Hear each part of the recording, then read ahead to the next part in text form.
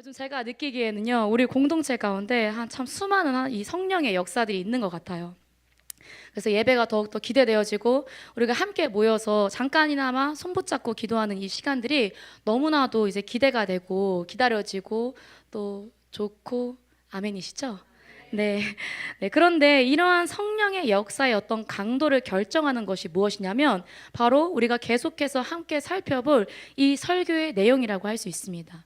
즉, 내재하는 성령의 그 장악만큼 임재하는 성령을 결정한다라는 것이죠.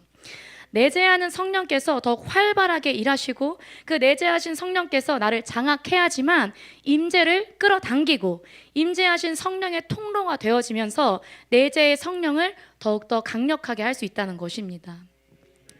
네, 여러분들 태풍이 막 휘몰아치는 것을 보시면요, 그 주변은 막 난리가 나잖아요. 그런데 이제 우리가 봤듯이 태풍의 한가운데, 그 태풍의 중앙, 태풍의 눈에는 고요함이 있습니다. 그래서 태풍의 눈에 들어온 지역은요, 아무런 영향력 없이 그냥 고요해요. 그래서 우리가 지난 시간과 지난 시간에 들었던 것처럼 성령께서는 우리 안에 죄에 대하여, 의에 대하여, 심판에 대하여 말씀하시는데, 이러한 일들을 하시며 우리의 심령을 장악해 나가시고 그리고 우리를 더욱더 정결케 하신다는 것입니다. 이 세 가지의 말씀이 우리 안을 막 휘저어요. 막 휘저으면서 우리를 만들어가며 가장 크게 드러나는 현상이 무엇이냐? 바로 고요함이라는 것입니다. 즉, 반대로 말하면요, 내가 환경에 또는 상황에, 사람의 어떤 행동에, 뭔가 눈짓에, 말에 무엇이든 간 요동하는 것만큼 내게 묶임이 많다라는 것입니다. 이 고요함이 없는 사람들은요, 성령의 강력한 은혜를 경험하더라도요, 다시 이전의 삶으로 돌아갈 수밖에 없어요. 왜냐하면 내재하시는 성령께서가 우리에게 진짜 고요함을 주시기 때문입니다. 그래서 이 내재의 강력함이 있어야만 임재의 강력함을 온전히 100% 누릴 수 있게 되는 것이죠. 오늘 본문인 요한복음 16장 4절부터 7절의 말씀은요, 주님께서 이제 가심으로 인해서 성령께서 우리에게 오셨다는 것을 다시 한번 사도 요한이 강조하고 있습니다. 그런데 보혜사 성령께서 오시면 죄에 대하여, 의에 대하여, 심판에 대하여 세상을 책망하시리라 라고 기록이 되어져 있어요. 이 세 가지가 바로 성령께서 우리 안에 내재하시면 이루어지는 일들이라는 것입니다. 어떠한 은사도 아니에요. 어떠한 감정적인 것 또는 우리의 몸에 느껴지는 그런 어떤 그 무엇도 아닌 죄에 대하여, 의에 대하여, 심판에 대하여 말씀하시는 것이 바로 이 보혜사 성령의 핵심적인 사역이라는 것입니다. 이 죄에 대하여, 의에 대하여, 심판에 대하여는 사실 정해진 순서는 아니에요. 그래서 죄를 알고 의를 알고 심판을 알고 하나님이 이번엔 죄를 알게 해줄게, 이번엔 의를 알게 해줄게, 이번에는 심판을 알게 해줄게, 이렇게 하지는 않으십니다. 그런데 이렇게 기록되어져 있는 이유는 죄가 풀어지지 않고는요, 의에 대해서 알 수 없습니다. 그리고 의에 대한 깨달음이 없으면 심판에 대한 능력이 오지 않기 때문입니다. 즉, 하나님은 의 그 자체이신데 그 의이신 하나님을 얼만큼 아느냐는 내가 죄에 대하여 얼마나 풀어져 있는지에 따라서 알 수 있다는 것입니다. 그렇기 때문에 성령께서는 우리의 삶 한가운데 말 한마디 한마디 또는 행동 하나하나를 계속해서 규정하십니다.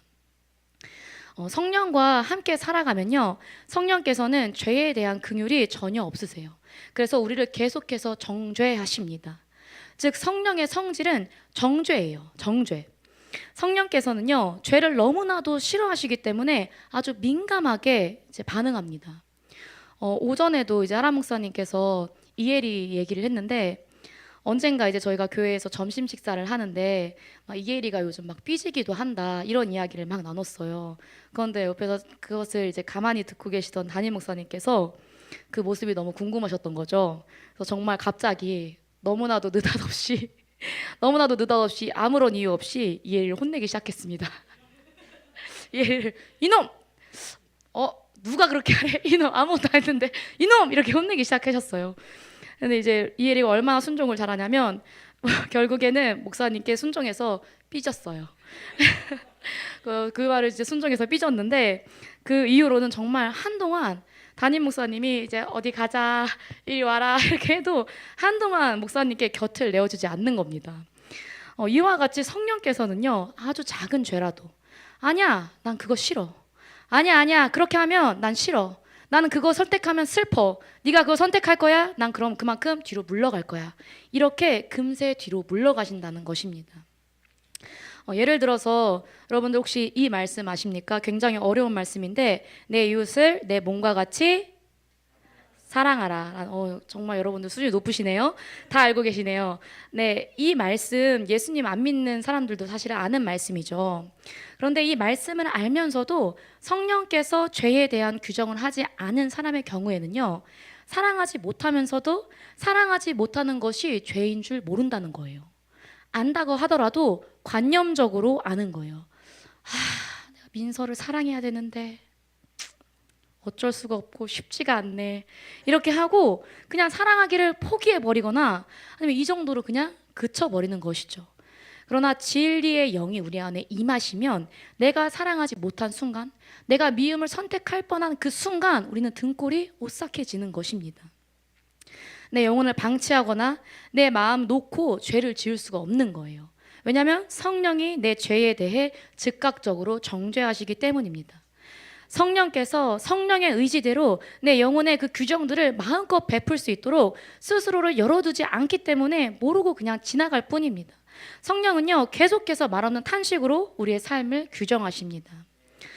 지난번에 예찬 전사님께서 이제 이혜리의 삶을 규정하신다고 그렇게 말씀하셨는데요. 저는 그 이야기를 들으면서 뒤에서 아주 한방 미소를 지었습니다. 이제 벌써부터 규정하기 시작하면 앞으로의 삶은 너무너무 피곤해지는 거예요. 이제 지혜롭게 잘하고 계시지만 좀 천천히 가시길 바라고요. 제가 이제 진짜 규정이 뭔지 여러분들에게 알려드리겠습니다. 이제 로이가 내년에 7살이 되는데요.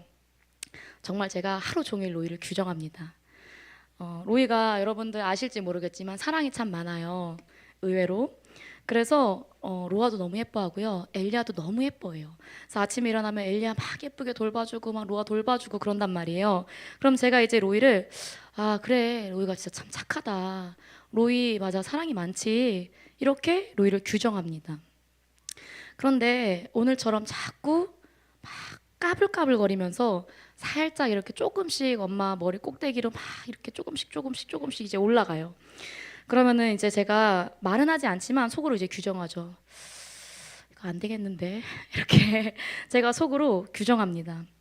그러면 이제 그게 계속 반복되면 제가 그것을 방치하지 않고 로이야 그만 까불어 로이야 이모 할아버지가 뭐라 그랬어? 오바의 끝이 뭐야? 오바의 끝이 뭐야? 매야. 이렇게 규정합니다. 로이가 늦잠을 너무 오래 자면 안 되지. 피곤해도 지각하는 습관 들이면 안 되지. 시간 맞춰서 어린이집 가야지. 잠을 너무 안 자도 안 되지, 로이야. 안 돼. 잠 너무 안 자면 면역력이 약해져서 금방 아프기 쉽고, 그리고 너 피곤하면 또 말 안 듣고 혼나. 안 돼. 좋아하는 음식이라고 달걀을 막 30개씩 막 한 판 먹으려고 그래요. 그러면 안 돼. 저러다 체하지? 체해. 약 먹어야 돼. 안 돼. 이렇게 해서 계속해서 저도 모르게 로이를 하루 종일 규정하는 거예요. 그런데요, 성령께서도요, 이와 같이 계속해서 우리 안에서 우리의 모든 삶을 규정하고 계신다는 것입니다. 그런데 우리가 그 음성에 귀 기울이지 않고 우리의 마음을 성령께 온전히 오픈하지 않아서, 또는 세상의 사운드와 또는 귀신의 그 노이즈에 우리가 속아서 그 성령의 목소리가 들리지 않는 것뿐입니다. 지지난 시간에 예찬 전사님이 십자가 사건의 예화를 들은 것을 기억하시죠? 아버지가 자녀의 다리에 회초리를 댈 수가 없어서 스스로 자신의 다리에 회초리를 때렸던 그 예화요. 죄에 대한 규정이 강하면 강할수록 하나님의 그 의도와 하나님의 그 의지와 하나님이 얼마나 고통스러운지를 우리가 아는 거예요. 그러니까 그냥 단순히 나쁜 짓, 그 정도로만 성령님의 규정을 깨달으니까 우리가 계속해서 같은 죄에 넘어지게 되어 있는 것입니다. 회개도요, 그냥 단순히 율법적인 상태의 회개는요, 그냥 반성 수준이에요. 앞으로 그렇게 하지 말아야지, 이런 수준에 그친다는 것입니다. 그러나 사랑의 기대감에 하는 회개는 정말 절규인 거예요. 하나님께서 나를 사랑하시는데 그 사랑의 기대감 속에서 우리가 회개하는 것입니다. 그렇다면요, 성경의 말씀에 나와 있는 것들에 대해서는 우리가 불순종할 경우에는 어떻게 되는지, 죄는 무엇인지, 그 죄에 대한 강도도 알게 되는데, 말씀에 나와 있지 않은 죄는 어떻게 알 수 있느냐? 그것이 바로 성령님이 규정하시는 것입니다. 제가요, 이제 예전에 결혼하기 전에는요, 쇼핑센터에 가면요, 막 활력이 돋았어요. 막 힘들어서 피곤해가지고 막 하람 목사님이랑 데이트할 때 막 이렇게 오늘 피곤해 힘들어 이렇게 얘기하다가 자, 영등포 타임스퀘어에 딱 들어가면 그 순간부터 저는 착 빛이 나는 거예요.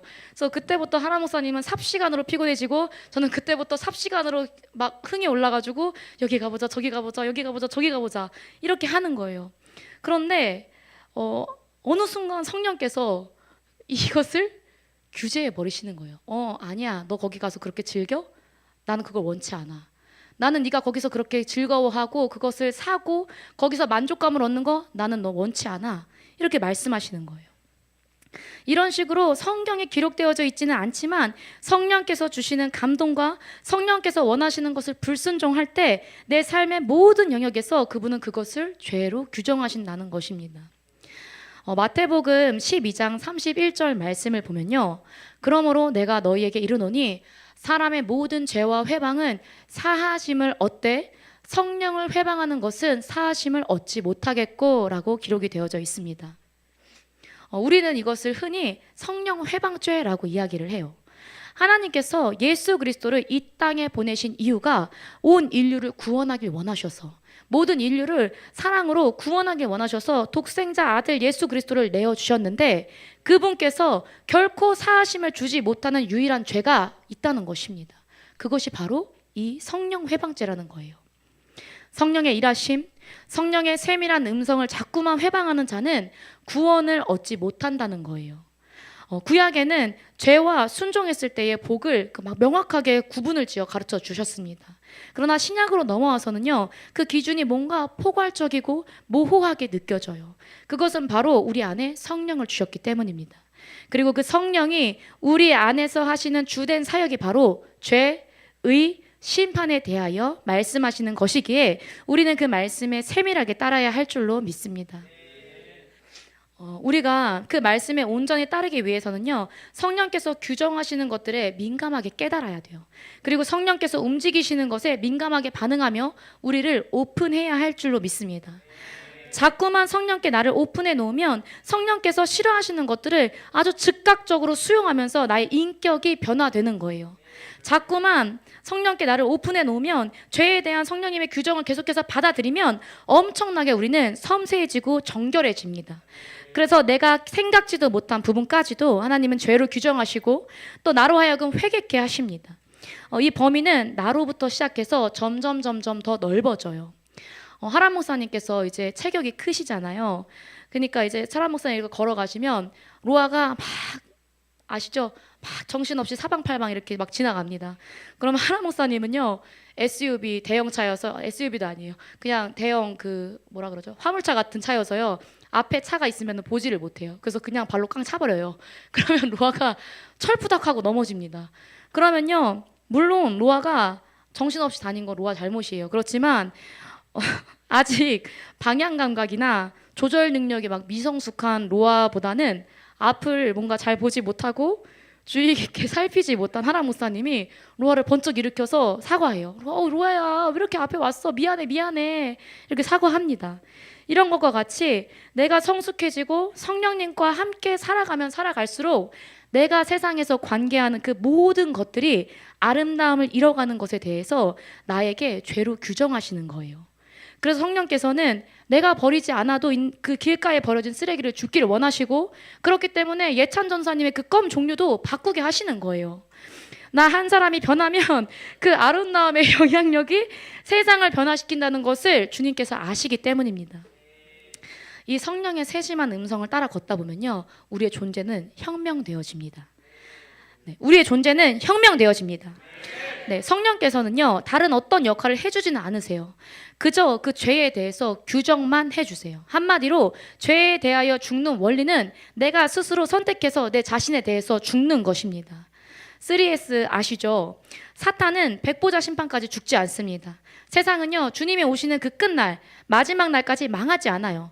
결국 이 사탄이 권세 잡은 이 세상을 살아가면서 우리가 정결해질 수 있는 방법은 셀프, 바로 나를 죽이는 방법뿐이라는 것입니다. 내가 죽으면요, 이 세상이 나에게 어떤 미끼가 되어도 소용이 없어요. 내가 죽으면요, 죄에 대하여 죽은 것입니다. 죄에 대하여 죽으면 죄를 규정한 율법에 대하여 죽는 거예요. 그래서 내가 죄에 대해서 안다라는 것은 곧 자아에 대한 죽음을 아는 것입니다. 내가 내 자신이 계속 죽어가는 거예요. 그렇게 우리는 죄와 관계없는 사람이 되어지는 것입니다.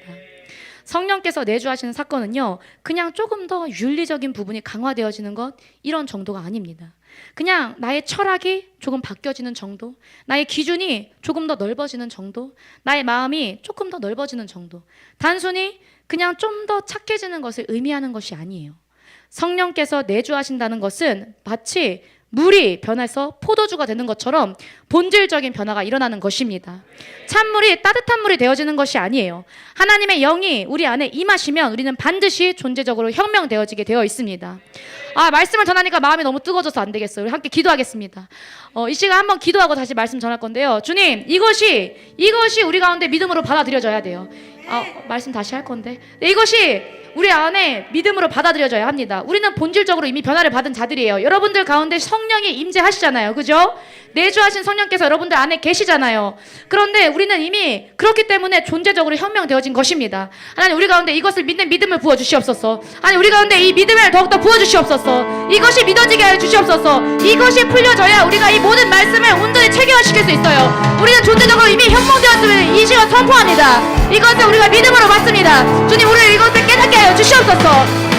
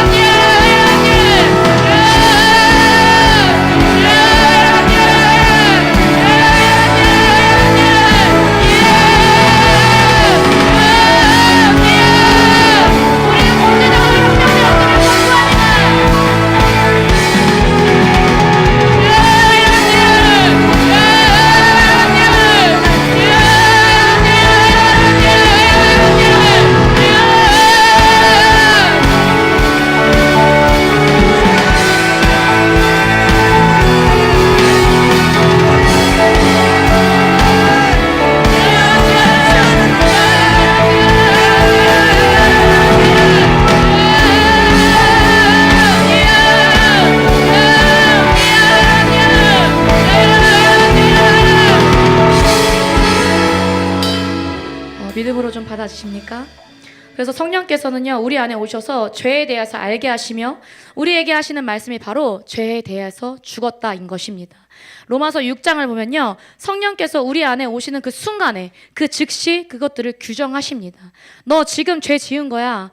이건 하나님이 싫어하셔. 이런 말씀들을 하시는 이유는 바로 우리가 이미 죄에 대하여 죽었기 때문에 그와 같이 말씀하시는 거예요.